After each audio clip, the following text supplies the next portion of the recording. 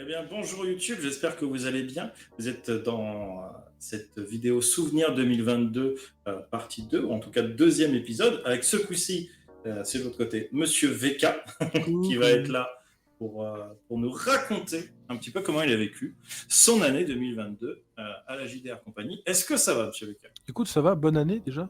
Oui, bonne année, bonne santé, parce que là, Bonne ça y est, on année. tourne au Ouais, premier. la Euh, santé surtout. Alors, j'ai l'impression d'être vachement blanc, mais c'est juste l'éclairage, je suis pas en train de mourir. Non, contrairement, ça va. Un peu malade en vrai, mais ça va. Pour le coup, l'année s'est plutôt bien passée, donc Moi, pas je crois que c'est un grand-chose. peu tous pareil. On est Ouais. tous un peu malades en ce moment, c'est terrible. Un changement de temps qui a été violent, on est passé de très très chaud à très très froid. De nouveau, très très chaud pour moi. Ouais, ouais, c'est... Puis des fois tu ressors le soir et c'est très très froid, donc c'est un peu... Ouais. Mais puis il y a des virus bizarres qui traînent, mais bon, on est vivant, ça va, on est plutôt... Ça va, c'est le plus J'espère en tout cas important. que tout le monde va bien, que tout le monde a passé de bonnes fêtes, c'est le principal. Et du coup, la question la plus importante, est-ce que tu t'es amusé cette année sur les Ouais, pas tout le temps, on va pas se mentir, il y a des périodes où ni toi ni personne à part Camille il y a des périodes où j'ai même pensé à me retirer un peu parce que j'avais l'impression d'être chiant pour tout le monde et de pas m'amuser. Il y a eu des campagnes où j'ai eu un peu de mal, mais ça je pense qu'on y reviendra sur d'autres questions. Il y a eu des périodes un peu compliquées, mais je pense que c'est un mélange entre de la mésentente qu'il y a pu y avoir sur certaines campagnes et mon caractère de merde, en fait, tout simplement. Parce que je peux être très gentil, mais je peux à la fois être le joueur le plus casse-couille pour un MJ. J'ai un caractère de merde, hein, je l'ai toujours dit, et je travaille dessus, mais bon, c'est difficile de changer quelqu'un. Je pense que les gens qui ont des caractères de merde et qui le reconnaissent se reconnaîtront aussi là-dedans. On a toujours envie, quand on se sent responsable de quelque chose, de changer, mais le caractère finit toujours par revenir. Et non, il y a eu des périodes un peu compliquées, mais dans l'ensemble, je me suis toujours plutôt amusé, parce que je pars du principe que si tu t'amuses pas, il faut t'arrêter tout simplement. C'est le principal, c'est de s'amuser dans du JDR. Et il y a toujours des discussions, des choses, des fois un peu de travers, mais ça fait partie du jeu, et à partir du moment où on s'amuse plus, il faut faire autre chose, ou faire une pause, tout simplement. C'est sûr. Et du coup, alors, quel univers t'as préféré jouer ou regarder sur la chaîne? Alors, je vais souvent en vrai répondre deux choses, parce que je pense qu'il y a une grosse différence entre les longues campagnes, qui est ce que moi j'ai toujours préféré. Moi j'ai toujours adoré les longues campagnes, et les campagnes courtes. Et sur le one shot que moi j'ai adoré, qui n'était pas spécialement en 2022 d'ailleurs, hein, mais c'est ce que jusque-là j'ai préféré faire, c'était les écureuils attaques qu'on avait fait. Ah oui. Parce que j'ai eu aussi un des personnages qui était pour moi les plus agréables à jouer, parce qu'il était complètement fou et j'adore les gens fous, voilà. Et je pense qu'il y a des trucs incroyables à faire sur des longues campagnes. Et moi, tout tourne autour de ça en fait. C'est-à-dire que j'adore voir je m'attache très vite à un personnage, ou très vite à un point de l'histoire, ou très vite à un PNJ, que ce soit dans le JDR ou dans le jeu vidéo ou dans une série d'ailleurs. Et j'aime bien voir les choses se développer de cette manière. Et du coup, chaque fois que je fais du JDR, ou que je regarde une série ou que je fais un jeu, j'aime bien quand ça dure, parce que j'aime bien voir les choses se développer. Et tout tourne autour de ça, en fait, chez moi. Et je pense que dans les écuries attaques, avec mon personnage ou avec l'univers, il y a moyen de faire des choses incroyables. Et on avait beaucoup rigolé. Ouais. Et sinon, l'autre univers, en vrai, c'est Naruto, hein, parce que c'est le premier univers sur lequel... déjà, c'est l'univers qu'on fait depuis le plus longtemps, je pense. Nous, Je crois, en ouais. tout cas tous les deux. Ouais. Et c'est la première fois, je pense, sur la JDR Company, pour les groupes où moi j'ai joué, où j'ai l'impression qu'il y a une réelle entente entre tous les personnages. Et ça fait longtemps que je l'attends, parce que je pense qu'il n'y a rien de plus agréable que quand tout le monde va dans le même sens, même si de temps en temps les petites engueulades c'est rigolo aussi. Mais je trouve que c'est agréable les moments où ça va dans le même sens et où il y a de l'entraide, où il y a cet enchaînement de petits coups de main qui t'amènent à des choses, à aller où tu veux, que ce soit dans ton histoire personnelle avec ton personnage ou dans l'histoire principale. Pouvoir avoir tout le monde qui arrive à s'entendre pour avancer chacun sur son histoire et sur l'histoire principale, je trouve ça incroyable. Et ça a été compliqué sur notre groupe à nous, en tout cas, d'avoir tous les personnages qui vont dans le même sens. Et du coup, j'aime beaucoup ce qui se passe là, sur Naruto. Et je pense que sur Inazuma, ça va être assez incroyable aussi. En vrai. J'espère. Inazuma, à la fois j'ai très hâte, et à la fois ça fait un petit peu peur. Parce que j'ai peur que si. J'ai peur que ce soit trop mou en fait et qu'on s'en. J'espère que je vais me tromper et que ça va être bien. Pour moi, Mais Inazuma, en fait, pour moi, c'est un univers qui est un peu comme Persona que je fais chez moi. C'est-à-dire que c'est un univers où il va falloir comprendre, pour moi, hein, qu'il y a les matchs de foot, qui sont les moments d'action. Il va y avoir les périodes d'entraînement, où les personnages sont ensemble à s'entraîner, à suivre quelque chose, parce qu'ils veulent développer une technique, parce que juste l'histoire, parce que l'entraîneur, parce qu'il y a des trucs. Va y avoir tout ce qui est à côté, c'est-à-dire les moments où le MJ va peut-être vouloir jouer avec nous sur certains points de notre histoire, sur des gens qui nous emmerdent, et le côté social. C'est-à-dire le côté, on sera peut-être pas tous ensemble, on va peut-être aller faire chacun nos trucs dans notre côté, dans des clubs, avec d'autres gens, qui sera une partie plus sociale, qui sera moins action, mais qui fait aussi partie de l'univers. De la même manière que dans Persona, il y a les parties où on est dans les palais, où action, on joue, il y a les combats. Et il peut y avoir 2-3 épisodes où on fait juste du social, qui est peut-être moins action à regarder, mais qui est important dans ce que les joueurs, ce que les personnages font, parce que ça montre le développement de leur caractère, parce que ça montre le développement de leurs stats, parce que ça apporte juste des fois des petits trucs avec d'autres personnages qui peuvent aider par la suite. Ça apporte un côté social qui, je trouve, peut être sympa dans les longues campagnes en tout cas. Et donc je pense qu'il va falloir juste accepter en tout cas qu'il y aura des moments de matchs de foot d'action et qu'il y aura des épisodes beaucoup plus sociaux où il se passe peut-être moins de choses. Un peu comme sur Naruto en fait, en vrai. Hein. Bah, moi, si tu veux, c'est pas le côté. Moi, au contraire, ça fait très longtemps que j'attends ce côté uniquement social, tu vois. Mais j'ai peur que les matchs soient redondants, tu vois, Je Ah, sais pas. On verra, mais j'ai peur quoi, que les matchs soient un peu redondants. ça Mais le va fait dépendre qu'on va de... jouer ouais, sur le foot de rue, le foot c'est de ça. salle, tu vois, il y aura des Après, petites je pense que ça va variations, dépendre des donc ça peut joueurs. être Je cool. pense faudra jouer avec ça, contrairement à d'autres univers. Alors, je suis désolé, je vais beaucoup tousser, hein, parce que bon. Je pense qu'il va falloir jouer c'est aux joueurs de gérer ça. C'est-à-dire, je pense que c'est une des principales raisons qui fait que dans l'épisode 0, on a découvert une technique. C'est-à-dire, il faut qu'on ait au moins une technique, qui soit innée ou qui soit déjà apprise, mais une technique. Et après, il faut que le joueur pense à ne pas juste, dès qu'il a le ballon, vouloir utiliser sa technique. Moi, personnellement, qui joue un attaquant, je sais déjà que je ne vais pas utiliser ma technique dès que j'ai le ballon. Je vais utiliser ma technique. Des fois, je vais tirer simplement. Et des fois, je pense que sur le foot de rue, sur le foot en salle, il faut, en fonction d'où on sera, jouer aussi avec l'environnement. C'est-à-dire, tu es sur du foot de rue, joue avec le mur d'à côté, joue avec le. Tente des trucs un peu bizarres sur le mur d'à côté pour faire rebondir la balle. Ce sera là tout l'intérêt de changer un peu les actions sur du foot de rue. Alors qu'on sera sur du foot en salle, on pourra peut-être pas le faire, mais on pourra peut-être tenter des trucs plus impressionnants juste sur le côté football.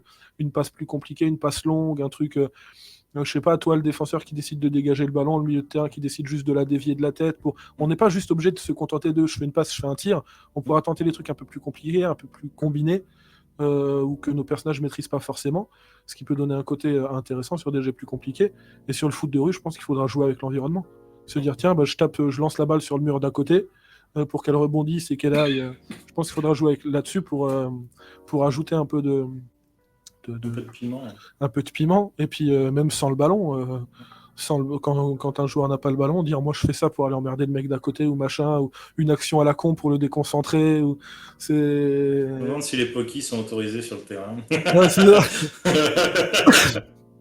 Un truc, c'est détourner le regard de quelqu'un en lui montrant une affiche de Mugen qui est collée à côté.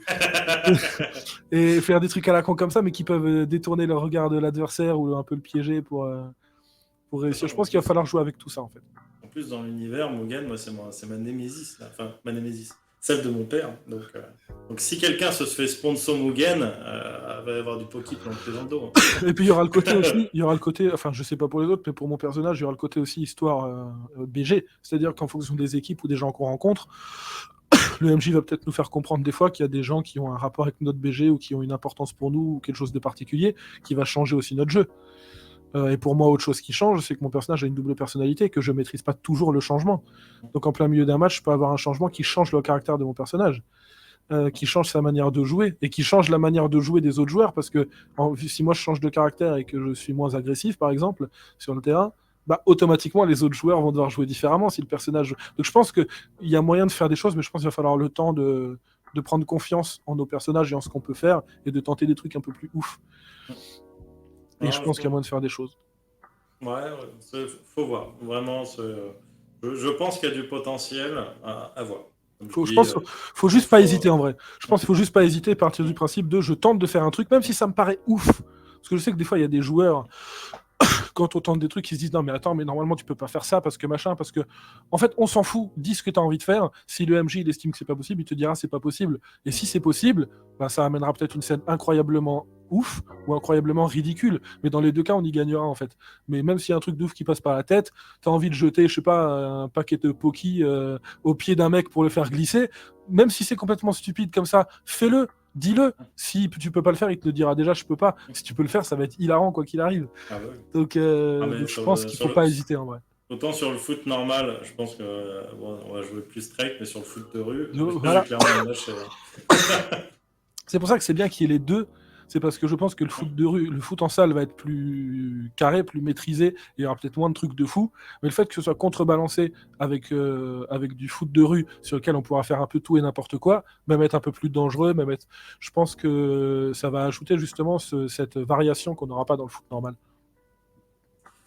Et donc du coup, quel personnage t'as préféré jouer ou regarder sur la chaîne cette année? Alors regardez, moi il y a un personnage que je suis obligé de le citer à chaque fois, parce que moi c'est le personnage le plus incroyable que j'ai vu. C'est le personnage de Kamini, le sensei de Kamini, sur Naruto. Kegawa, pour moi c'est le personnage le plus incroyable qui ait eu. Alors il faut quand même donner une mention spéciale à l'autre sensei qui a empoisonné ses propres genin. Parce que je suis obligé, voilà, c'est un coucou à Smo, hein, parce qu'elle était incroyable cette action. À la fois elle était incroyable et drôle, et à la fois ça a été une frustration incroyable pour des joueurs, notamment Ejiro, qui n'arrivaient déjà pas à réussir un jet et qui en plus ont oublié des gens. Ouais. Donc ça a donné une scène qui à la fois était incroyablement drôle pour certains, et à la fois d'autres avaient envie de le tuer vraiment. Une petite mention spéciale, mais sinon dans Kegawa, il est incroyable, il a arnaqué tout le monde. Non seulement il était drôle, il faisait des trucs qu'aucun sensei ne fait normalement, et en plus de ça, il a arnaqué, il a baisé tout le monde. Et personne l'a vu venir. Ouais. Et j'ai trouvé ça incroyable. Ce personnage est vraiment incroyable. En tout cas pour les joueurs, ce personnage est incroyable parce qu'on s'est fait arnaquer du début à la fin. Et j'ai bien aimé la façon dont il a continué à berner mon personnage, qu'il a suivi jusqu'au bout et qui le suivra jusqu'au bout. C'est lui qui cause toute la merde et il s'en sort incroyablement bien. C'est ça. Et moi, je finis par le suivre jusqu'au bout et il n'y a pas de doute là-dessus parce que je suis persuadé qu'il a raison, parce qu'il a les bons mots. Et ce personnage est incroyable. Et sinon, le personnage que j'ai préféré jouer, alors déjà, forcément, il y a le personnage dont j'ai oublié le nom, mais des écureuils attaques, encore une fois, parce qu'il a aucune logique, ce personnage. On parle quand même d'un personnage fou qui parle à son épée, qui n'est pas magique, hein, c'est juste une épée, il parle à son épée. Et j'adore cette folie qu'a ce personnage de répondre à des trucs de ouf, de jouer avec d'autres personnages, genre on a réussi à crocheter la porte, ouais, mais comme je me la pète un peu, on va la refermer pour que je puisse la rouvrir. Ce côté de je récupère une information de ouf, mais moi je m'arrête sur putain, elle porte des perruques, c'est qui, je sais pas, mais elle porte des perruques. Et c'est des moments hilarants qui me font mourir de rire parce que je peux jouer un mec qui n'a aucun sens, qui est complètement fou, qui récupère des infos de ouf et qui peut être important pour son équipe, mais qui à la fois n'a aucun sens dans ses agissements. Et ça m'a fait mourir de rire de jouer ce personnage. Et un autre personnage où j'ai pas forcément été heureux de la route qu'il a prise, même si je ne l'ai pas maîtrisé, mais qui est un personnage qui a toujours été important, c'est Oziko. Personnage de Naruto, justement, le premier. Qui est un personnage que j'ai toujours adoré dans son BG, même si le BG n'est pas incroyable, je m'attache à des détails, moi, des fois.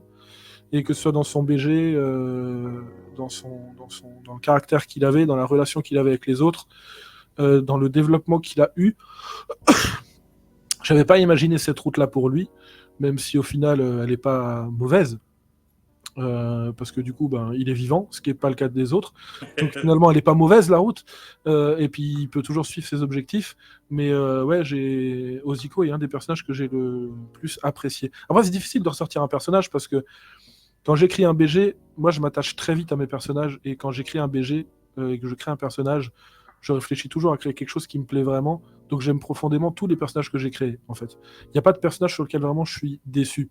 Il y a un personnage sur lequel je suis déçu de ce que moi j'en ai fait, mais qui est le personnage d'Héros et Dragon, mais on ne reviendra pas dessus.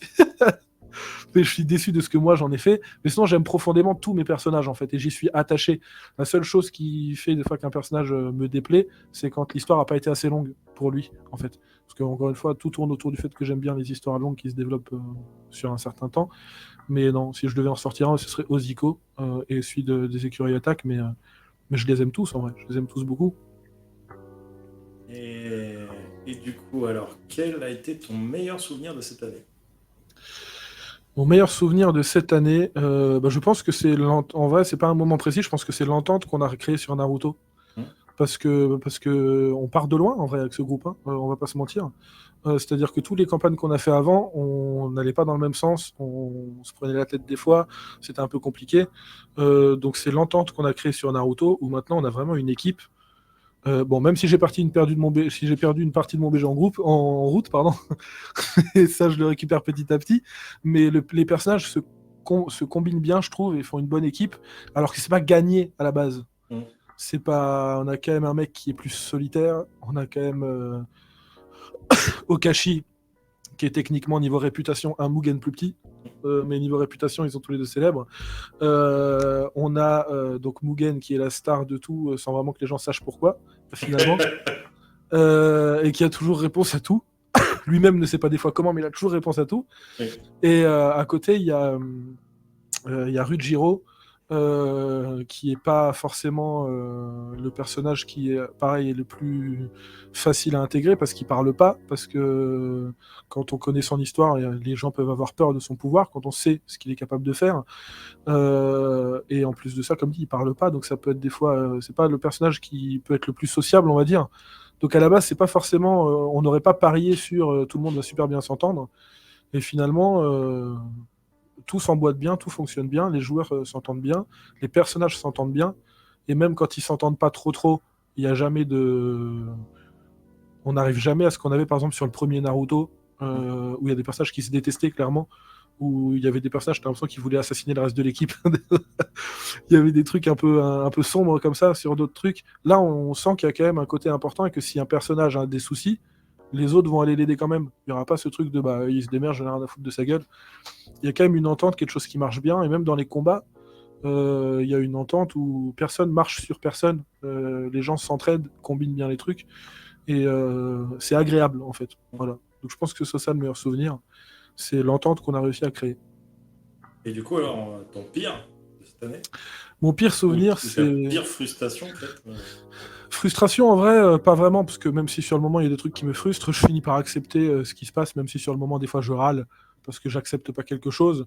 Le lendemain, je comprends que c'est la suite logique. C'est juste que c'est comme des fois dans tout, que ce soit le JDR, le jeu vidéo, le travail, des fois il y a un truc qui va nous saouler sur le moment.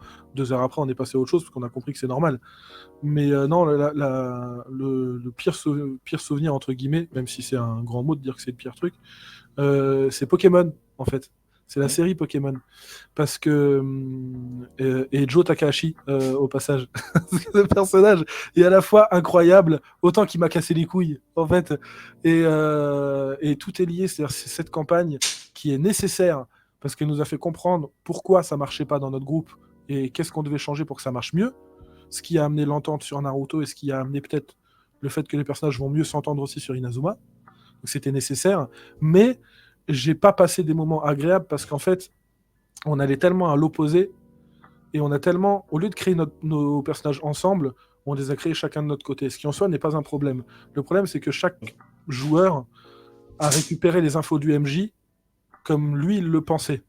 Et comme on n'en a pas discuté, chaque joueur avait une vision différente des informations qu'a donné le MJ. Mais que chaque joueur part sur une route différente. Et quand on a commencé, quand on a commencé à jouer, je me suis rendu compte en fait que moi j'étais à contresens par rapport à tout le monde. Alors j'ai compris très vite aussi que j'avais pris la route que Camini avait prévue à la base, mais j'étais tout seul. Et il y avait ce côté où je veux avancer avec les autres, où j'essaye de vouloir ramener le groupe sur la bonne route, où je m'entends pas du tout avec Takahashi. En plus, le personnage que j'avais créé ne collait pas avec le fait de s'entendre avec un mec, ce qui n'aidait pas déjà de base. Parce que j'avais créé un personnage un peu casse-couille, qui était de base un peu l'opposé de Takahashi sur certains points, et je m'entendais pas avec lui. Et c'était compliqué parce que il y avait Takahashi, il y avait les 2 autres joueurs qui suivaient Takahashi sans vraiment se poser de questions. Et moi, derrière, j'avais à la fois l'impression de gêner tout le monde, parce que j'avais l'impression d'être celui qui tire le groupe un peu en arrière pour les ramener ailleurs. J'avais l'impression de gêner tout le monde. Et à la fois, euh, j'y prenais pas forcément de plaisir, parce que on n'allait pas forcément sur ce que moi j'aurais pensé à la base ou sur la route que moi j'avais prise selon les informations qu'on avait eues au départ. Et du coup, il y a des moments où je me suis très bien amusé. Il y a des moments, par contre, où j'étais un peu, j'avais l'impression de pas être à ma place, un peu mal à l'aise, un peu pas savoir trop quoi faire, pas jouer comme je le voulais parce que j'avais pas la même vision de cette campagne que les autres, donc je jouais pas de la même manière. Des fois, je me retrouvais à partir tout seul dans mon coin pour faire d'autres choses, mais ce qui est dommage quand tu joues à 4 d'avoir un perso qui part tout seul, c'est quand même dommage, moi je trouve, donc c'était un peu voilà. Et j'ai eu un peu de mal sur cette campagne. Maintenant, on a eu quand même un moment cool à la fin, quand j'essaye de buter Takashi avec Nahara. C'est un moment qui était cool, qui a été sympathique, et j'ai été content que tu sois content de cette action, parce que c'était pas forcément gagné à la base, il y a des joueurs qui auraient pu détester ça, mais par contre, à la base, Nahara n'est pas censé exister, en fait. Hein. Pour la petite anecdote, Nahara a été créé pour essayer, moi, de me changer et de faire quelque chose qui colle plus au groupe. Mais j'aime beaucoup Eden que j'avais créé à la base, c'est un personnage que j'adore, qui avait des Pokémon que j'adore, et je suis extrêmement frustré de ne pas avoir pu la jouer plus longtemps, mais Nahara a été créé juste pour pouvoir continuer la campagne avec les autres, et pour que j'y prenne du plaisir, parce que je commençais à avoir du mal à y prendre du plaisir, et comme je voulais pas vous déranger vous, il y a des moments où je me disais peut-être que je devrais les laisser finir en fait. Parce que si moi je suis à contresens, c'est plus logique que moi qui suis à contresens, je me retire plutôt que tous les autres. Et finalement, j'ai continué, j'ai créé ce personnage de Nara qui n'est pas censé exister normalement, que j'ai créé pour essayer de régler ça. Et finalement, il se trouve que on a fini la saison et que la campagne de Kamini qui avait été prévue sur plusieurs saisons et beaucoup plus longue a été finie en une saison parce qu'on a vraiment tellement foutu le bordel qu'on a niqué toute sa campagne. Donc, ouais, c'est ça, le pire souvenir, je pense. C'est cette mésentente de départ qui a fait que, alors que Pokémon est un univers que j'adore, et que je pense, en y repensant, sur des personnages qu'on a pu jouer dans le passé avant la JDR Company, je pense notamment que Eden aurait fait une équipe incroyable avec Nino de l'époque. Oui. Autant j'adore l'univers Pokémon et j'adorerais voir une campagne pour voir comment Eden et Nino s'entraideraient et s'entendraient. Je pense qu'ils s'entendraient parfaitement bien. Et à la fois, ça a été une campagne que j'ai eu beaucoup de mal parce que je m'amusais pas, tout simplement. Je venais pour jouer, mais je m'amusais pas et j'avais beaucoup de mal. Et Kamini, en plus, je pense, essayait de faire en sorte que je m'amuse et de rattraper tout ça, mais il était un peu dans une situation compliquée parce que lui-même disait que rien que nos BG étaient tellement opposés à tous les deux qu'en fait, il n'avait pas de solution pour qu'on s'entende bien, parce qu'on était juste l'opposé l'un de l'autre, en fait, et que c'était compliqué. Donc, content que ça a été fait parce que c'est nécessaire à la suite, au développement qu'a eu le groupe, et je pense que ça a aidé, et content d'avoir créé Eden, mais ouais, j'ai eu un peu de mal. Hein. Après, je pense que là aussi où ça allait pas à l'époque, c'est qu'on ne prenait pas le temps pour créer les BG. C'est ça. Le mardi, on finissait une série, le mardi d'après, on en entamait une autre, il fallait qu'on fasse les BG. Donc en fait, il n'y avait pas de communication parce qu'on ne pouvait pas en avoir, hein, tout simplement. C'est ça. Et ça a créé des soucis. Mais du coup, derrière, on a fini par se dire, plutôt on annulera un stream pour créer les personnages et que ça se passe mieux. Mais au moins, ça a servi à ça, en fait. Ça a servi à ce qu'il y ait une évolution et à ce qu'on se dise, tous, peut-être qu'il y a eu un problème si on n'a pas tous compris les règles du MJ de la même manière. Parce que c'est quand même la base, en fait, c'est qu'on ait tous les mêmes règles. Et ça a au moins servi à ça. Mais après, voilà, c'est un moment qui est passé, on est passé à autre chose, on a fait d'autres choses qui sont cool, et puis qui sait, peut-être qu'un jour on reverra Eden, peut-être qu'un jour on reverra d'autres choses, peut-être qu'un jour il se passera d'autres choses, mais en tout cas, je suis content qu'elle ait été faite, ne serait-ce que pour la scène de fin, ou pour ce que ça a apporté, mais c'est pas les moments les plus agréables que j'ai passés. Moi, cette série, j'en ai retiré beaucoup de plaisir quand même. Rien que le Takapou. Mais c'est pour ça que j'avais du mal, en fait, à vouloir foutre la merde, parce que d'un côté, je voulais quand même m'amuser, mais d'un autre côté, je voyais bien que tu prenais énormément de plaisir, toi. Ouais. Et donc, je me disais, vu qu'on est à l'opposé, si moi j'y prends du plaisir, lui n'en prendra plus. Obligatoirement, en fait. Parce que. Non, forcément, parce que. En vrai, je pense qu'on aurait pu continuer avec Eden. Ouais, peut-être, ouais. Parce que à la base, Takahashi, il est ni bon ni mauvais. C'était un pur chaotique neutre où il est justement dans ce truc au milieu tout le temps. Il a un objectif et il l'atteindra, tu vois. mais comme il disait, le consentement c'est important. Donc les autres lui importaient. Tu vois. Ouais. Il allait t'aider à retrouver la meuf manquante ou je sais plus quoi. Non, c'était le mec. Et d'ailleurs, il avait démarché déjà Ouais, il avait fait, pour retrouver le mec et lui péter la gueule. Tu vois. il avait fait des trucs. Donc je me je souviens. pense que non, on n'était pas si opposés que ça. Le problème, en fait, je pense que c'est le caractère que j'ai créé à Eden, le problème. Parce qu'en fait, le caractère de Eden, pour que les gens comprennent, c'est une fille qui, dans sa jeunesse, a été énormément maltraitée par beaucoup d'hommes, ce qui en développe pour elle une phobie.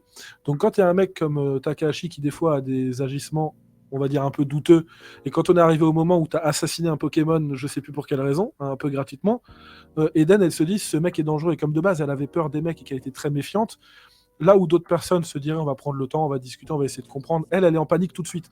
Parce que le BG est mal, et je pense que le BG a été écrit trop dans un sens, et je me suis coincé tout seul, en fait. Et il faut l'accepter derrière, parce que je l'ai écrit comme ça. Mais j'ai pas d'explication derrière pour dire, je vais continuer avec ce mec que je trouve dangereux. J'avais pas d'explication. Donc Nahara est arrivé et m'a permis de m'amuser, d'ailleurs, parce que c'était une grosse... Enfin, elle chauffait tout le monde pour obtenir ce qu'elle voulait, et je me suis un peu amusé à jouer ce personnage. Et j'ai essayé de t'assassiner à la fin, ce qui a donné une scène inattendue, parce que j'ai vu sur la tête de certains qui s'y attendaient pas. Une scène qui était cool. Mais moi, je pense m'y que... attendais, mais pas à ce moment-là, tu vois. Parce que j'étais encore au milieu, tu vois. C'est vraiment, là, j'attendais que l'histoire se passe pour savoir si j'allais choisir une partie ou pas.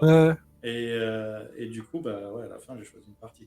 C'est ça. Personne ne me fait confiance, alors que justement, on m'a choisi pour, grâce à mes discours flous, pour jouer sur les plusieurs tableaux, pour reprendre le contrôle de l'île, tu vois.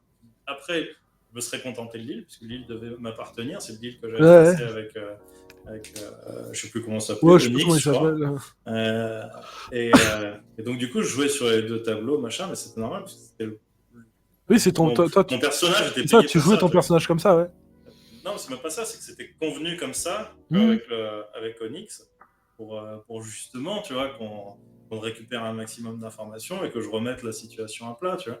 Et en fait, le fait qu'il y ait eu ce rapport, qu'Eden a envoyé un rapport comme quoi Takahashi est juste dangereux, il faut l'arrêter. C'est ça, ouais, c'est ça. Ça a foutu la merde et du coup... Ça a foutu la merde. Parce que du coup, Eden, elle se dit, ce mec est dangereux, il a assassiné un Pokémon, il a machin, il a des discours flous.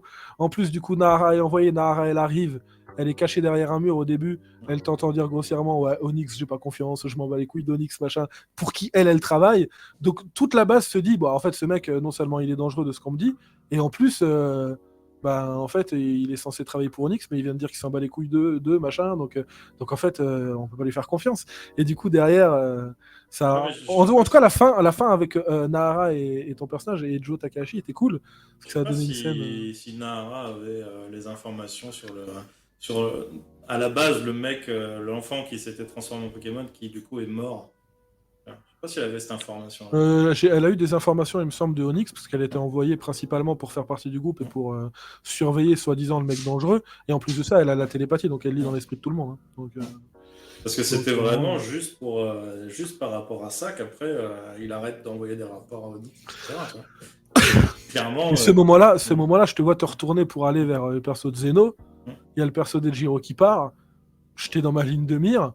Et sur le moment, je me dis, en fait, en fait, ouais, je le fais là, il est de dos, il me voit pas. Et du coup, je dis à Kamini en MP, je dis, écoute, je tire. De toute façon, je sais que c'est la fin de la campagne, je sais qu'on y arrive.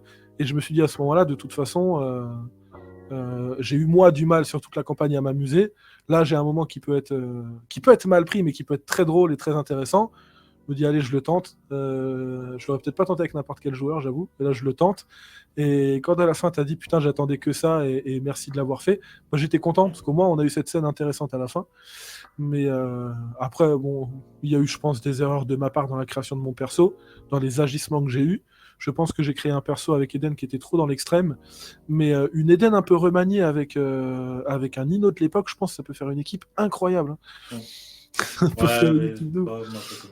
Ouais, je sais. C'est pour ça que je dis ça, parce que je sais que ça peut être une équipe incroyable, mais on sait que si on doit rejouer à Pokémon, ce sera un Pokémon Yakuza, un truc comme ça, mais ce sera pas... J'avoue que Pokémon Yakuza, je m'étais énormément amusé avec le métamorphe timide. Et je pense, en plus, Je pense qu'il y a moyen de faire une putain de campagne sur. Parce qu'on a fait un one-shot, mais une campagne sur Pokémon Yakuza où tu maîtrises les attaques petit à petit en montant de level, Ouais. où tu évolues. Je pense qu'il y a Ouais. moyen de faire quelque chose de très cool dans cet univers. Clairement. Mais c'est simple, hein, de toute façon, les attaques, j'en ai qu'une. Hein. Avec Métamorphe. Oui, toi, avec Métamorphe. Mais c'était tellement drôle. Le fait de. À un moment, je me retourne, je me transforme en Sacha. Dracov. C'était goldé, vraiment. Et à côté, t'as le putain de Lucario que je jouais qui fait une attaque et qui se retrouve au 3ème sous-sol et qui a pas réussi son attaque et qui remonte tranquille. Le temps qu'il remonte, la bataille est finie. C'est ça. Ah non, mais c'était vraiment à mourir de rire. J'ai trouvé ça très drôle. Éclaté sur ça. Mais après, je sais pas si pour les métamorphes et tout dans une longue campagne, sur le développement ça marcherait, mais démarrer avec des petits Pokémon. Même il y a des Pokémon genre Zorua qui ont la capacité de prendre l'apparence de quelqu'un d'autre, qui se développent sur le moment. Avoir des petits Pokémon comme ça, ces petits, tu sais, tu commences, t'as un Chenipan, tu finis, t'as un Papillon. Le développement du level sur un Pokémon Yakuza ou un Pokémon autre chose, en jouant pour les moi, Pokémon. ça me dérange pas avec des Pokémon. En fait, même si j'évolue pas moi en termes de personnage, c'est en termes de stats, etc. Parce que techniquement avec Mugen, j'évolue pas. Mon personnage souvent raconte tellement de choses, il va chercher des trucs dans le scénar, etc. Que moi, en fait, je m'amuse là-dedans. Tu vois, Ouais, moi, j'ai une évolution sociale, donc moi, ça me dérange pas que mon personnage n'évolue pas. Oui, tu peux peut-être avoir une évolution tu peux te transformer en certaines choses, mais plus tu vas monter de level, plus tu pourras te transformer en des trucs plus costauds. Il peut y avoir un développement comme ça aussi. Oui, ça peut amener le truc. Ça peut être genre, au début, je copie le Pokémon, mais j'ai que ses attaques bas niveau, tu vois. Ouais, voilà, par exemple. Qui veut se transformer en Dracofeu, se transforme en Dracofeu, mais figurine pop. Non, il est en véritable Dracofeu, mais en fait, il balance des bulles d'eau. Parce qu'il arrive que à copier Carapuce, en fait. C'est ça. Il y a des trucs très alors drôles. Il copie que les attaques de ses copains qu'il connaît bien. Ouais, c'est ça. Il peut y avoir un truc très très drôle comme ça à faire, mais je pense qu'il y a un truc à faire avec Pokémon Yakuza. Un côté. Je crois que c'était Kamini qui n'était pas trop inspiré pour une campagne de ce qu'il avait dit à l'époque. À l'époque, après, en vrai, connaissant Kamini, il fait tellement de campagnes à partir de pas grand-chose et en adaptant n'importe quel univers qu'en vrai, il trouverait une idée, mais c'est le truc qui se prépare à l'avance, où il faut de toute façon laisser le temps au MJ de trouver des idées. Parce qu'autant il y a des trucs, tu dis One Piece, il te dit ok, bon, on peut démarrer la semaine prochaine, j'ai une histoire. Autant tu dis Pokémon Yakuza ou Pokémon chose, il va peut-être chercher un peu plus longtemps pour trouver quelque chose sur le long terme. Mais en tout cas, on s'était beaucoup amusé. Et je pense que c'est le seul truc qu'on reverra, parce que je pense que les gens l'ont compris. Autant moi ou d'autres, on adore Pokémon, autant toi, c'est pas un univers que t'aimes forcément. Donc c'est pour ça que tu joues toujours à Pokémon sans jouer à Pokémon. Alors que moi, j'adore jouer à Pokémon pour Pokémon, justement. C'est pas la mécanique. Enfin, c'est pas l'univers qui me plaît pas, c'est la mécanique, le gameplay. Ouais. En fait, tu te retrouves à jouer sans jouer et c'est ça qui m'énerve. Je comprends. Parce que tu passes ton temps à dire je donne tel ordre à mon Pokémon pour qu'il fasse ça. Et du coup, moi, ne pas jouer, ne pas faire agir mon personnage, ça me frustre énormément. C'est un peu comme si tu jouais dans un Medfan, mais tu joues à un invocateur qui invoque tu joues à un invocateur. Ou un chasseur, mais qui demande que au loup d'attaquer, qui n'utilise jamais son arc. Voilà, c'est ça, mais qui n'a pas le droit de bouger, tu vois. C'est ça, je vois ce que tu veux dire. Il doit juste donner des ordres. Et ça m'intéresse pas du tout. Je comprends. C'est pour ça que du coup, c'est pour ça que c'était compliqué en vrai. Parce que moi qui adore Pokémon et qui recherche Pokémon notamment pour son gameplay, parce que j'aime bien ce qu'on peut y faire, moi et d'autres joueurs, je pense aussi, ça allait à contresens avec toi qui cherchais à jouer à Pokémon sans jouer à Pokémon. Et du coup, forcément, c'était compliqué. Mais en vrai, j'aime bien quand même ce que la campagne a apporté, même si je me suis pas toujours amusé. Après, encore une fois, je l'ai dit, j'ai un caractère de merde et je l'assume. Donc, je pense qu'il y a des choses qui auraient pu mieux se passer si j'avais écrit mon personnage différemment. Ou si juste on avait discuté. Avant, je pense que mon personnage, je l'aurais mis moins dans l'extrême pour qu'il colle plus avec le tien. Et on aurait peut-être mieux réussi à jouer. Parce que j'aurais peut-être pas créé Eden comme ça si on avait discuté avant. Le fait qu'on ait fait chacun de notre côté, je suis parti sur mon idée, et comme on n'a pas discuté et qu'il y avait personne pour me dire putain tu vas peut-être trop dans l'extrême, je suis resté dans mon truc. Surtout, encore une fois, à l'époque c'était une question de temps. En plus, ouais. Maintenant, 3 semaines avant d'avoir fini une campagne, on prévoit la campagne d'après. Avant, c'était on finissait, on attaquait, tu vois. Donc là, effectivement, c'est plus compliqué pour savoir. Mais bon, maintenant, on fait autrement. Et ça ouais, c'est pour ça que ça a servi à ça. Je suis plutôt content, ne serait-ce que pour ça. Ouais. Et du coup, alors, quelles sont tes attentes pour 2023 ? Mes attentes, écoute, de s'amuser, tout simplement. Je pense que la vie est déjà assez compliquée comme ça pour s'emmerder avec des problèmes à la con sur du JDR ou du jeu vidéo. Donc les attentes, c'est de s'amuser, de prendre du plaisir. Et comme dit, on a déjà assez de problèmes dans nos vies, dans nos travails ou autres, pour que quand on se retrouve à jouer, à s'amuser, et en live ou pas d'ailleurs, que juste on y prenne du plaisir et qu'on se détende de nos journées. Parce que c'est le principal. Je pense que le temps passe vite, on n'a pas forcément de temps à perdre avec des prises de tête pour des conneries. Je pense qu'il faut juste s'amuser, prendre du plaisir et essayer de laisser faire les choses. Je suis le premier qui doit travailler là-dessus d'ailleurs, hein. Mais ouais, non, juste prendre du plaisir. Bon, la santé toujours, bien entendu. Mais pour Oui, par rapport au le JDR. JDR plus spécifiquement, juste s'amuser, arrêter de se prendre la tête. Parce que je pense que des fois, on a trop de débats ou de prises de tête sur des trucs où, quand moi, par exemple, je travaille toute la journée le mercredi, tu rentres le soir, tu viens pour du JDR. En vrai, s'amuser, c'est bien. Les discussions, les débats, en vrai, on s'en fout, on joue, on s'amuse. Et s'il y a quelque chose qui plaît pas, eh ben, on pourra toujours le rattraper en RP plus tard. Il y aura toujours une solution pour. Moi, par exemple, dans Naruto, il y a une partie de mon BG qui a été supprimée par l'existence de Mugen. Ben, petit à petit, sur la saison, je le rattrape. Et sur la prochaine saison de Naruto, je vais pouvoir avoir rattrapé cette côté du BG que j'avais perdu. Parce que Mugen prend beaucoup de place. Mais c'est pas grave, j'ai attendu et je vais finir par le redévelopper par la suite. Ça finit par revenir et on se débrouille. On arrive à se débrouiller et à rattraper certaines choses.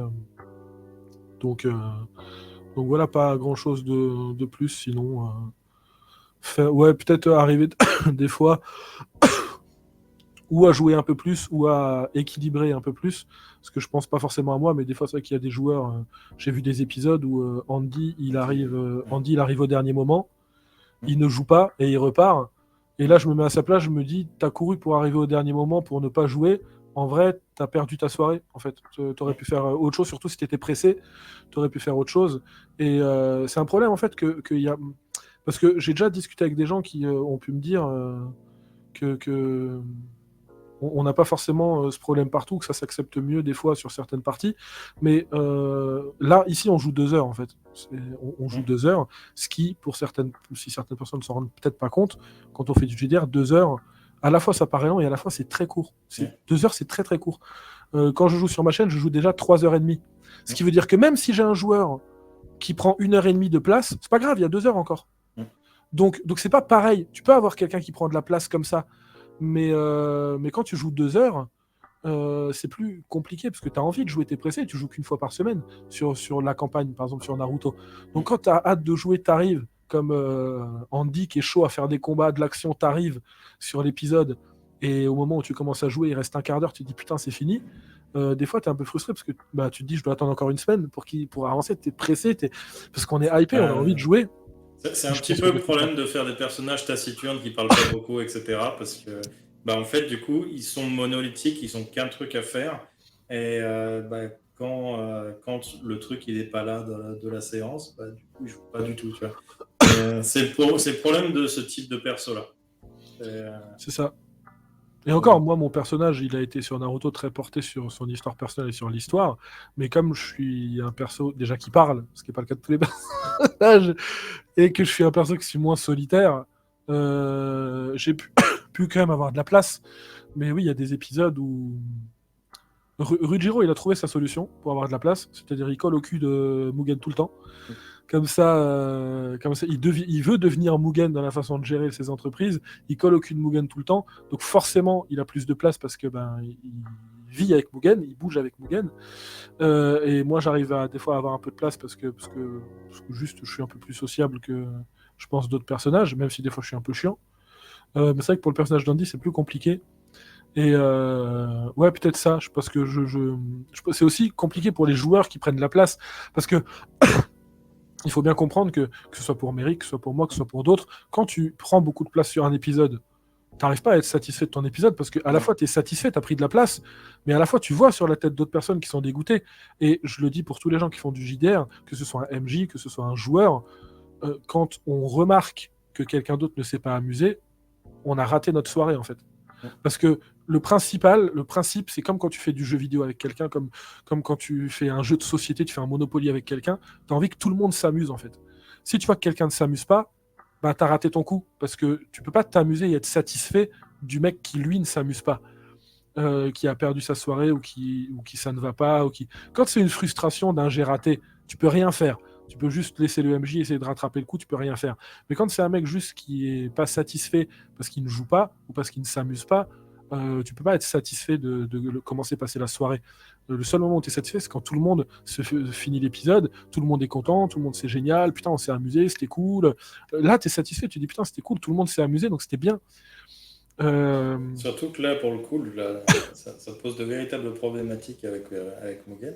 Techniquement, tout ce que fait Mugen est hyper important, tu vois.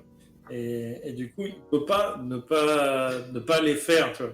Si il squeeze une journée, le problème c'est qu'il est en retard pour du coup la journée du lendemain, il peut se faire baiser et on peut perdre toute l'équipe, tu vois.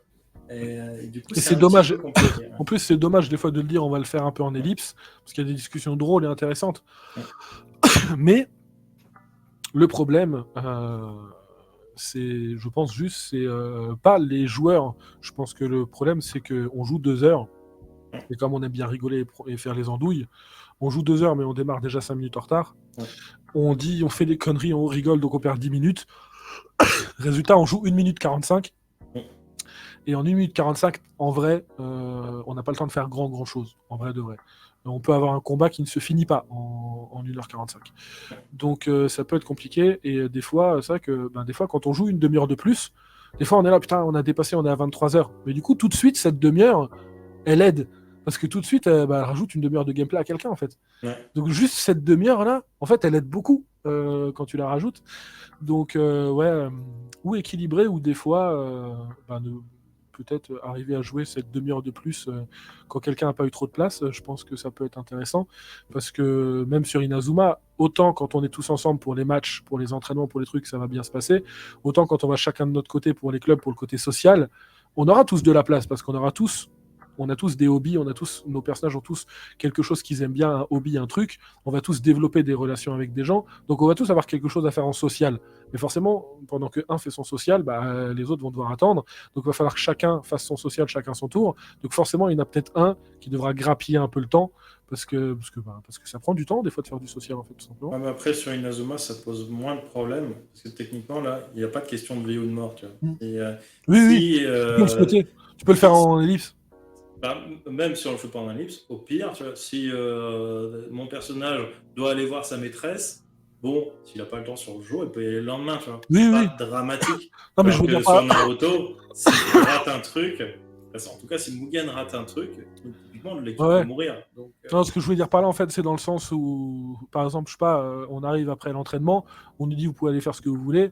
Moi, je décide, par exemple, avec le perso d'Ejiro d'aller, je sais pas, au club de danse. Toi, tu décides d'aller voir la maîtresse, et Andy décide d'aller racketter les petits du collège. En fait, on va tous partir dans nos coins. Sauf que c'est moi qui raquette à chaque fois. C'est un exemple. Mais on va tous partir dans nos coins. Et donc, si tu te retrouves à voir les premiers qui font la danse, l'autre qui va racketter, c'est pas juste tu le fais le lendemain parce que tu es parti faire l'action. C'est dans ces moments-là où tu peux dire bon, allez, on va gratter un quart d'heure, et il va faire ce qu'il a à faire, comme ça on met fin à la journée, on finit après. Parce qu'en vrai, il y a des trucs qui peuvent être faits le lendemain. C'est juste qu'il y a des moments où il y a des joueurs qui, pendant que Mugen fait tout ça, les Genin ils font quelque chose en fait. Mais des fois, les discussions sont longues, que ce soit Mugen ou Joe Takahashi d'ailleurs, en vrai de vrai. Ou d'autres personnages, ça peut être d'autres joueurs, mais les discussions sont longues, des fois, ce qui est intéressant à regarder, même à écouter. Et des fois, t'arrives, tu te dis putain, on n'a pas pu tout faire. Et l'épisode d'après, quand on joue, les Genin, ils jouent ce qu'ils n'ont pas pu faire à l'épisode d'avant pendant que Mugen avait joué. Donc c'est pour ça en fait que des fois, un jour dure 5 épisodes. C'est parce que l'heure où, par exemple, Joe Takahashi va discuter, et t'arrives à l'épisode d'après, et qu'est-ce que t'as fait toi pendant cette heure-là ? Du coup, t'expliques ce que t'as fait pendant cette heure-là, et du coup, très vite, ça prend du temps sur un épisode. C'est pour ça que Pokémon, on a mis 3 jours à 25 épisodes. C'est pour ça, en fait. Et c'est pour ça que des fois, je me dis, dans un Inazuma, je dois aller voir, je sais pas, la maîtresse pour un truc à la con. Peut-être que si on n'a pas le temps, je vais peut-être dire c'est un truc à la con, on n'est peut-être pas obligé de le jouer, parce que c'est des fois une question à la con qui n'a pas d'importance et pas d'intérêt. Ou alors effectivement dire j'irai le lendemain. Ou alors des fois se dire tiens, on est censé arrêter. En vrai, on peut gratter un quart d'heure, c'est pas parce qu'il va prendre du temps. Et je pense que c'est un truc qui peut être pas mal, parce que autant moi ça m'a fait râler une fois, mais bon après moi 1 heure après je passe à autre chose en vrai de vrai. Autant bah, des fois ça me fait chier pour les autres, même si eux, alors que techniquement j'y suis pour rien, c'est pas moi qui prends de la place, je suis pas MJ, je suis pas, techniquement j'ai rien à voir avec tout ça, mais des fois quand je vois par exemple Andy qui ne joue pas, c'est quelqu'un de très gentil, donc il aura jamais ce truc de dire ouais ça me fait chier machin, il dira toujours bah c'est pas grave je jouerai la prochaine fois. Mais moi, je me dis des fois, il a couru pour arriver à l'heure parce qu'il était pressé, parce que machin, parce qu'il n'avait pas le temps. Donc, le faire venir pour qu'en plus il joue pas, tu te dis, le mec, il a peut-être couru, il avait peut-être des choses importantes, tout n'est peut-être pas parfait dans nos vies privées. Il doit courir et tout, il arrive pour ne pas jouer. Ça me fait chier pour lui, en fait. Parce que c'est 2 heures où tu aurais pu faire autre chose, en vrai. Et des fois, il y a des choses importantes dans les vies privées, donc des fois, ça me fait chier pour les autres. Alors que je devrais pas, parce que ça me concerne pas en soi. Mais je suis comme ça. Ouais. Donc, Ouais, là, je pense pour le coup, comme je disais, hein, le problème de ce type de personnage. Et après, en vrai, lui, un de ses buts, c'est de briser un peu la coquille de Mugen. Et en fait, il pourrait être plus intégré en suivant Mugen, en faisant un peu comme Rojiro, et du coup, il le fait pas. il veut connaître la vérité, ouais. Il veut connaître la vérité, mais il la cherche pas. Donc c'est un peu dommage, je pense qu'il se prive un peu de temps de jeu en faisant ça. En vraiment, bah, du coup, vu qu'il se tourne que vers le côté combat, entraînement, Ouais. il En se ferme des actions derrière. En vrai, il pourrait des fois juste espionner Mugen pour savoir. Ouais, déjà. C'est des trucs en étant une araignée avec une cape verte, par exemple. Mais Mais c'est pour ça que j'ai très hâte un peu aussi d'attaquer Inazuma pour le voir dans un côté totalement social où il n'y a pas cette notion de combat, machin, tu vois. oui, Où en plus, du coup, c'est lui qui aura le lead. parce que alors oui, parce que c'est un truc qu'il faut quand même qu'on dise Ouais. aux gens, c'est que ton personnage et celui de Ejiro ne sont pas vont pas être des leaders au niveau social. Ah, Et clairement. moi, j'ai pris un peu le devant en prenant un peu ce rôle-là. Mais moi, j'ai un personnage qui a une double personnalité. Autant il y a une personnalité qui est très sociable, très vénère, un peu agressive, et qui va pas avoir de mal à être sociable et à rentrer dans l'art des gens.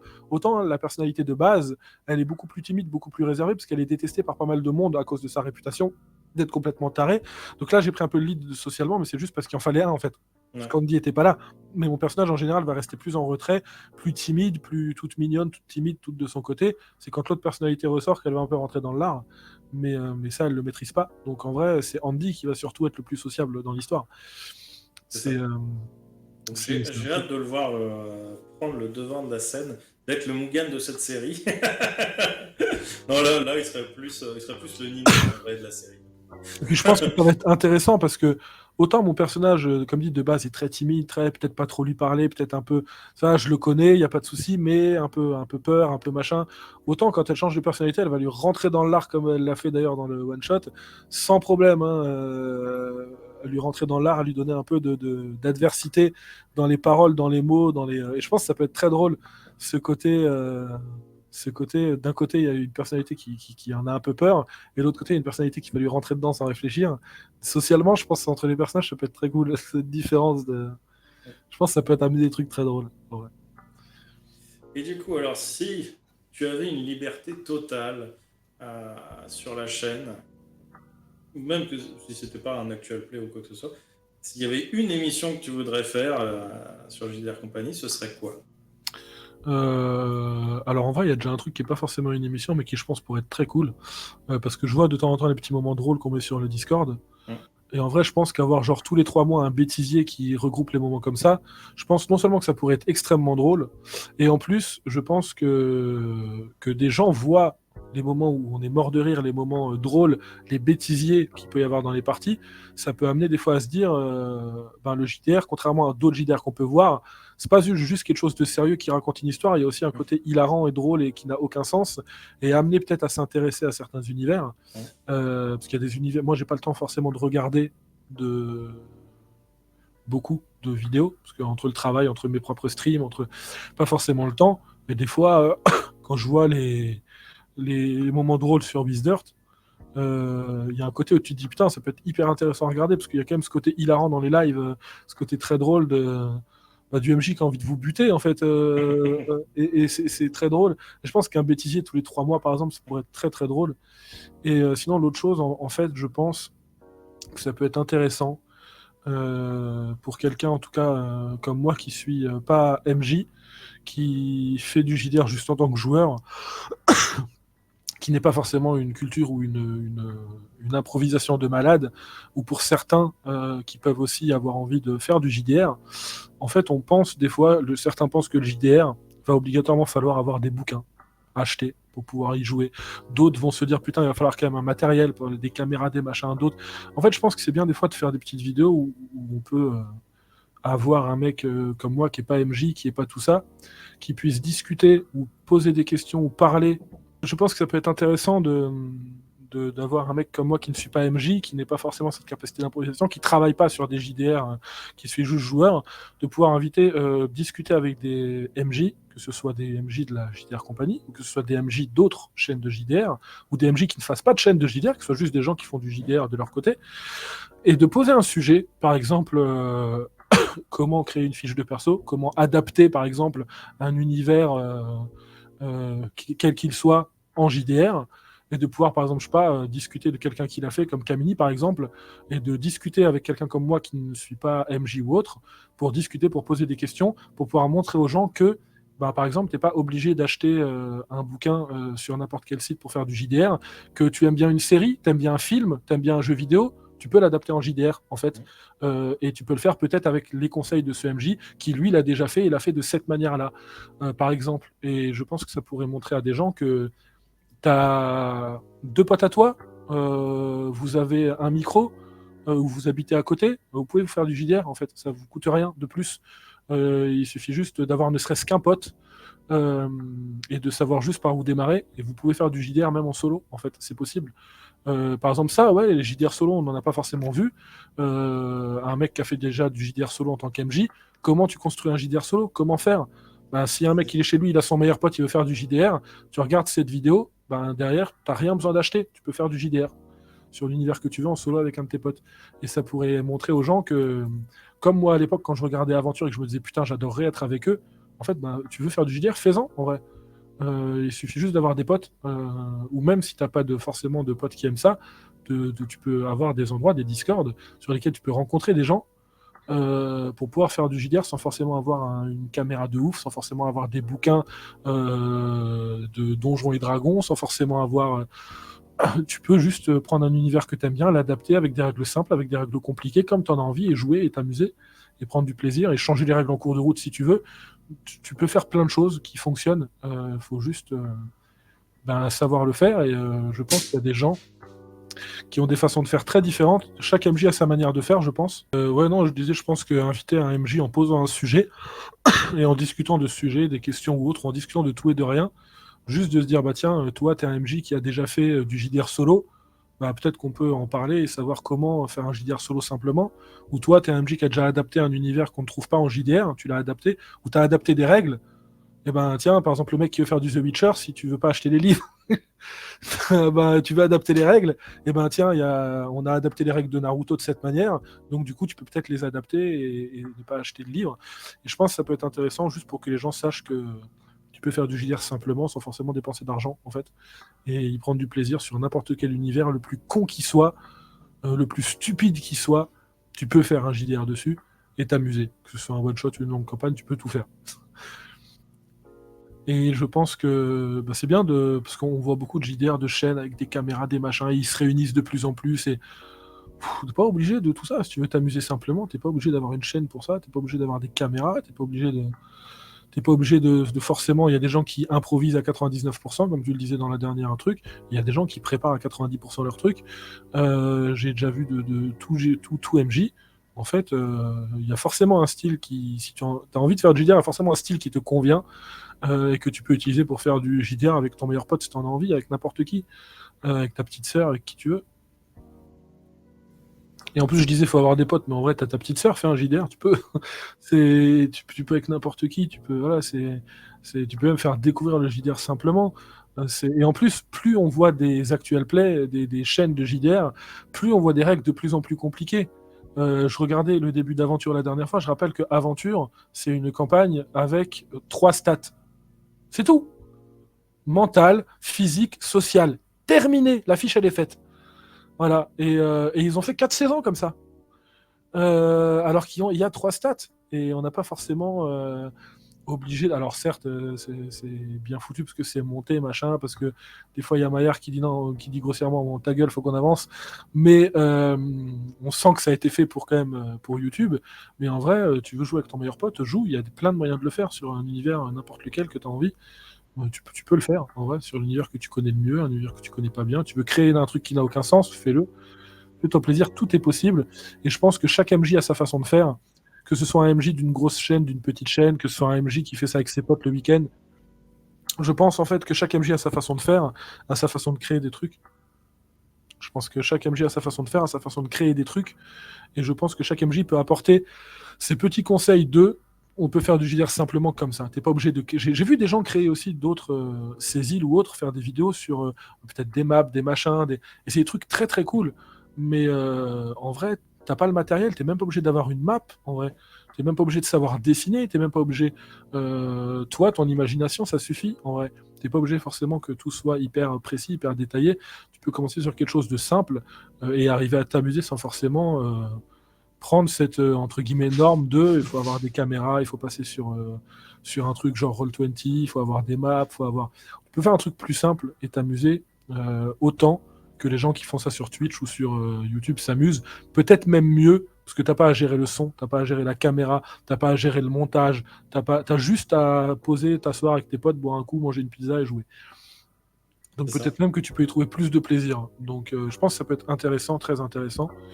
Et Et le dernier truc, mais c'est pas forcément une émission, c'est plus que des fois sur certains JDR, je trouve qu'il y a sur les campagnes qui peuvent être longues, je pense que des fois il y a des personnages qui ont des BG intéressants. Et je pense que des fois, plutôt que d'écrire un BG ultra intéressant, je trouve sur certaines campagnes ça pourrait être cool. Après c'est très personnel ça, hein, mais t'as une campagne, je sais pas, par exemple Héros et Dragons où t'as 4 joueurs, bah, ça pourrait être cool d'avoir, je sais pas, une mini campagne de 3 épisodes d'un JDR solo Ouais. où tu vois, tiens, le joueur 1, c'est lui. Il y a 3 épisodes d'une mini-campagne où on joue son BG.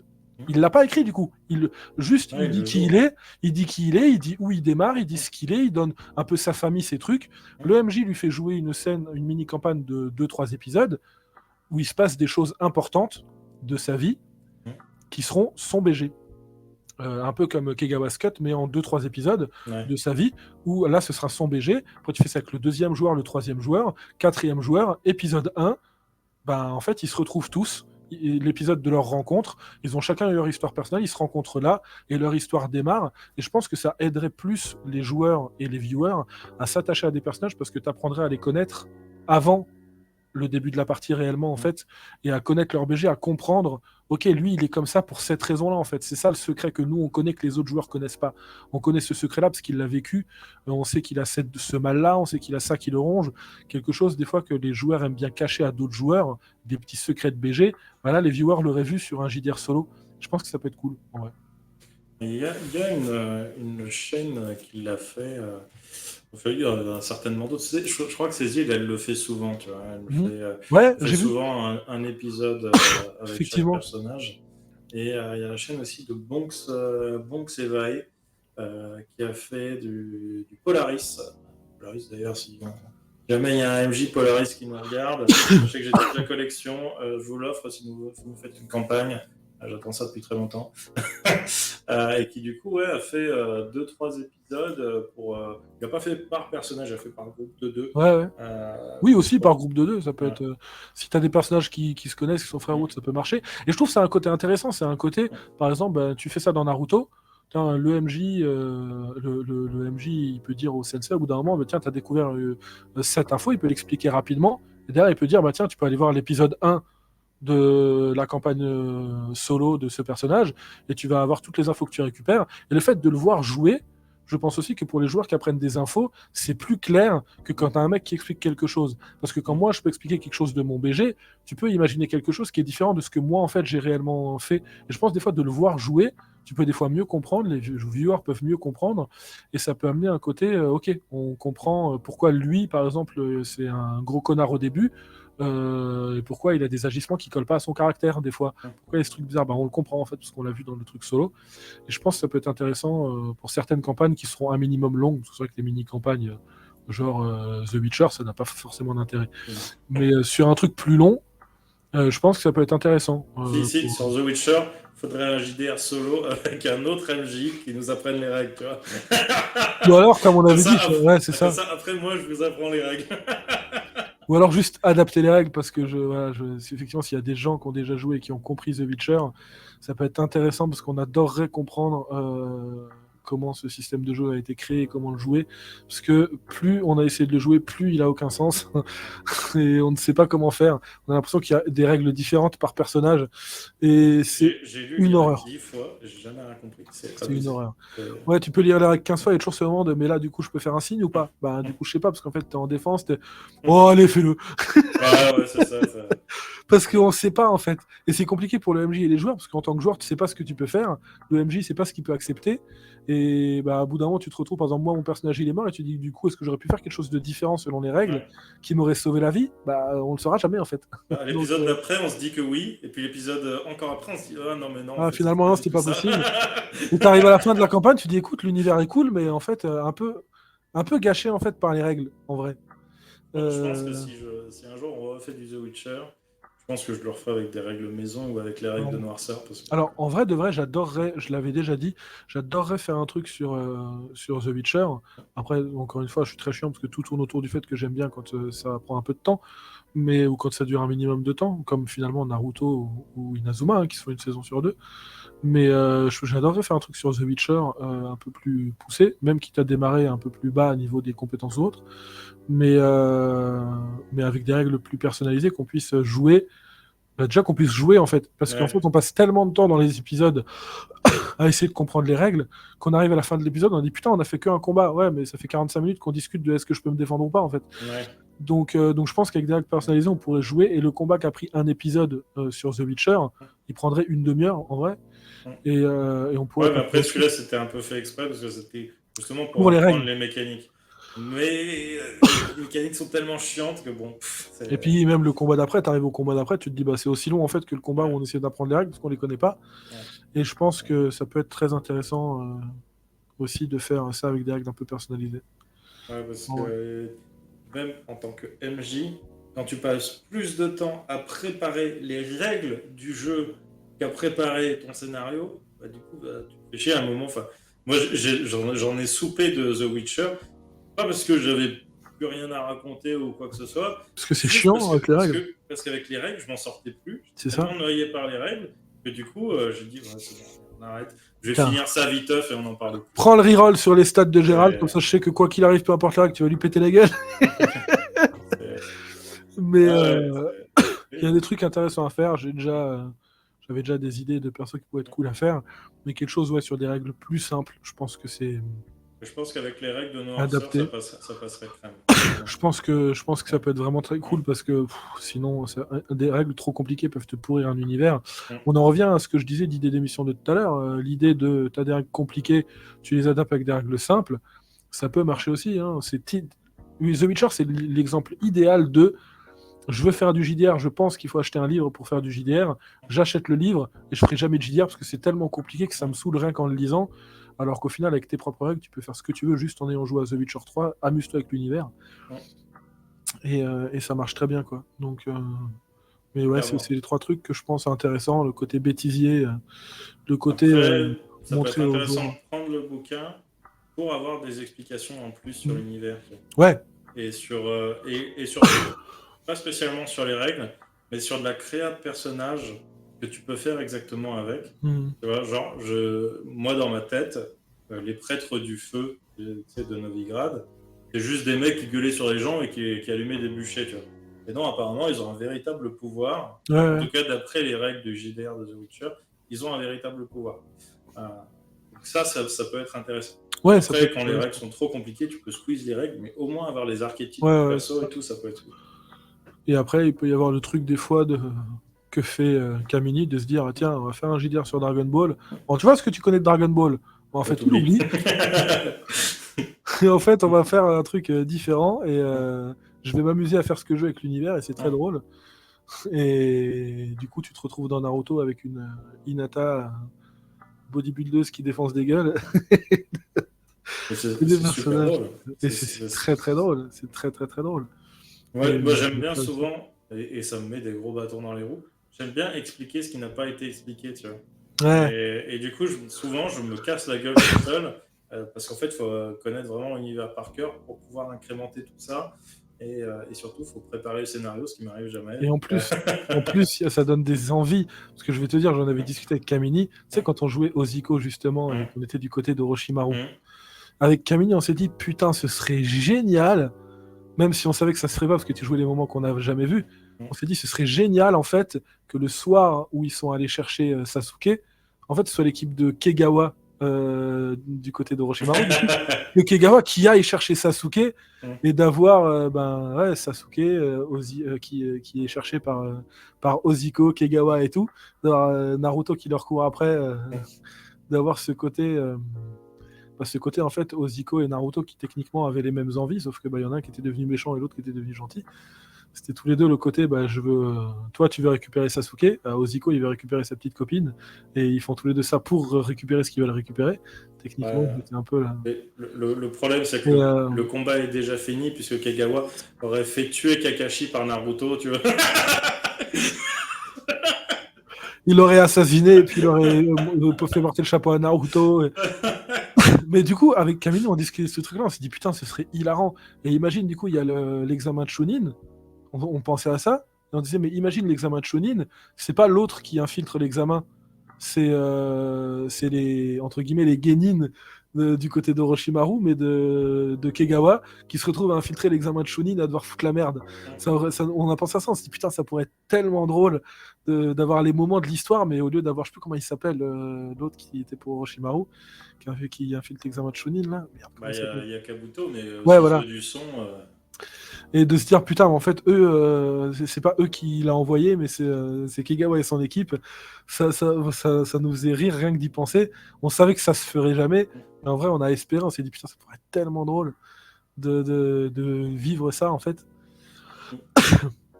Ça aurait pu être très, très intéressant. Et d'avoir l'histoire. Il y a toujours le côté Sensei Genin, tu vois. Ça pose un gros problème, hein, d'avoir un gros écart comme ça de capacité entre les personnages. Là, en l'occurrence, c'est juste au niveau du lore, parce que techniquement, genre, Kagawa, il n'aurait pas pu être dans l'examen. Ou alors, il aurait fallu qu'il se déguise, mais alors là, ça aurait fait une équipe de 4, une équipe de 3. Ou alors, il faut diminuer le nombre de joueurs, mais après, ça pose des problèmes.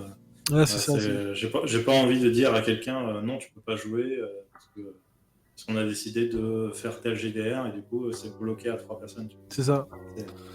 C'est ça. Ou alors il y a l'idée de se dire, parce que ça qu'on pense toujours à un sensei et 3 genin, en vrai tu peux avoir une histoire qui explique d'une façon ou d'une autre qu'en fait c'est un chunin et les 2 genin qui font équipe, et ça peut encore s'expliquer. Parce que c'est le but, c'est le boulot d'un chunin, entre guillemets. Ou d'avoir 3 chunin, tout simplement. Hein. Oui, voilà. Qui fasse équipe, c'est des genin qui sont devenus chunin. Ils ont des capacités un peu plus élevées au départ, mais leur évolution, leur level up se fait de manière plus lente. Comme ça peut se développer quand même sur le temps. Ils deviennent jonin peut-être tard, parce que comme ça, tu laisses développer sur le temps avec un level up beaucoup moins long, beaucoup moins rapide, je veux dire, et beaucoup plus long. Et tu peux avoir 3 chunin qui se retrouvent à avoir une histoire comme ça. En tout cas, on y pensait avec Kamini des fois en discutant. On se disait putain, ce serait très très drôle de voir Kegawa et son équipe aller chercher Sasuke en pleine nuit. Ça nous faisait rire. Mais je savais que ça se ferait pas, parce que je me souvenais que tu avais dit que tu voulais jouer les moments où on le voit pas. Mais c'est vrai qu'en y repensant, on s'est dit putain, ça aurait été tellement drôle. Après, c'est parce que j'ai toujours adoré Oziko, et Kegawa, c'est un personnage qui est incroyable. Je sais pas si on les reverra, Kegawa et Oziko, mais Kegawa est incroyable. Oziko, je l'aime beaucoup. Donc, c'est des personnages je très, retrouve très la foi pour écrire. Je me retape toute la campagne pour. Mais bon, ça va pas arriver tout de suite, ça c'est sûr. Non. Après, il y a toujours ce truc de bon, il s'est passé tant et tant de temps. Tu repars un peu sur un nouveau, ça c'est possible aussi. Mais... Non, parce que. En plus, on s'est arrêté sur un moment où j'ai assassiné Ishii. En fait, pour moi, le but était de vous amener jusqu'à l'invasion de Konoha. Et du coup, parce que après Konoha, tout est raconté. Mais jusqu'à l'invasion, tu vois, c'était intéressant. Et donc, du coup, rien que pour ça, finalement, ce serait pas vos attentes Ouais, c'est quoi ça. qu'il arrive. Donc, bon. Moi, il faudrait que je me remette vraiment à fond dessus. Ou alors, l'autre truc qui peut être très drôle, c'est d'avoir bah après, on a déjà un Naruto, donc, mais l'idée de se dire, comme il y a un Genin, il y a 3 Genin, entre guillemets, et un sensei, tout de même du côté d'Orochimaru, d'avoir Kamini qui est le sensei, du coup, Kegawa, qui soit MJ, et qui du coup bah, soit MJ, mais il gère le sensei comme il veut, et d'avoir les trois Genin, parce que techniquement le groupe a souvent changé à cette époque-là, Mm. les persos n'étaient pas les mêmes.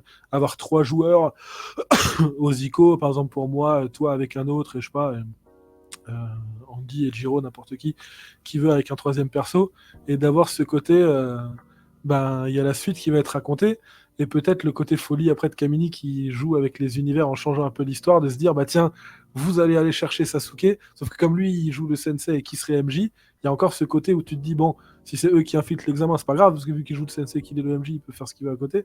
D'avoir ce côté, tiens, bah c'est le moment où on cherche Sasuke, c'est à vous qui demande d'aller le chercher, et d'avoir ce côté un peu ah tiens, d'un coup, ça part un peu en vrille, entre guillemets, avec Kamini qui s'amuse avec l'univers. Et ce personnage de Kegawa, toujours là, mais comme il est MJ en plus, il peut s'amuser avec. Comme le personnage est vraiment très drôle.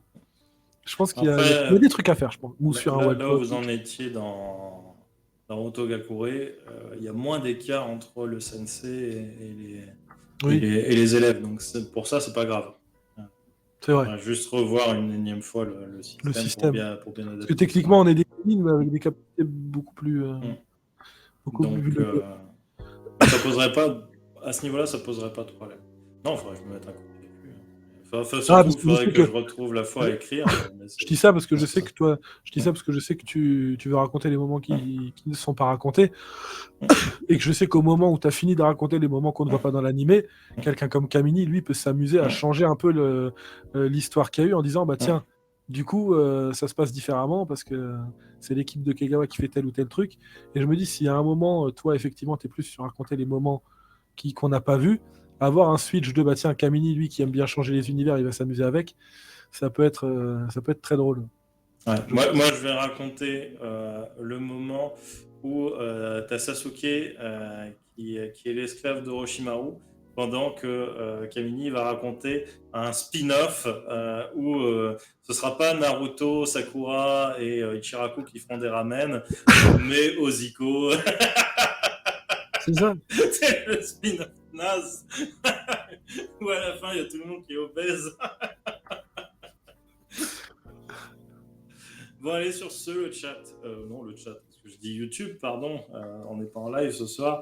Je vais vous faire des visions. On va stopper la vidéo là parce qu'elle est déjà très très longue. Elle a fait combien encore, celle-là? Là, on est à 1h15, mais il faudra que je coupe Oh, un petit putain. peu. Donc, je pense que ça va faire 1h10. Il y a eu beaucoup de choses intéressantes. En vrai, je pense comme hier avec oui, hier avec Ejiro. J'ai été très, très étonné des réponses. Ouais, il y a des réponses qui t'ont surpris, vraiment. Ouais. Il y en a certaines qui m'ont surpris. D'autres où je m'y attendais. Il n'y avait pas Oui, bon, ça. il y Il avait y a, pas de il y a des surprise. trucs où il n'y a pas de secret. Mais il y en a deux, trois ouais, qui m'ont surprise. Donc c'était très cool. Voilà. Et du coup, on va se donner rendez-vous l'année prochaine. En tout cas, fin d'année pour, l'édition 2023. Voilà. Sur ce, des bisous. Et passez de bonnes fêtes et bonne soirée. Ciao, ciao.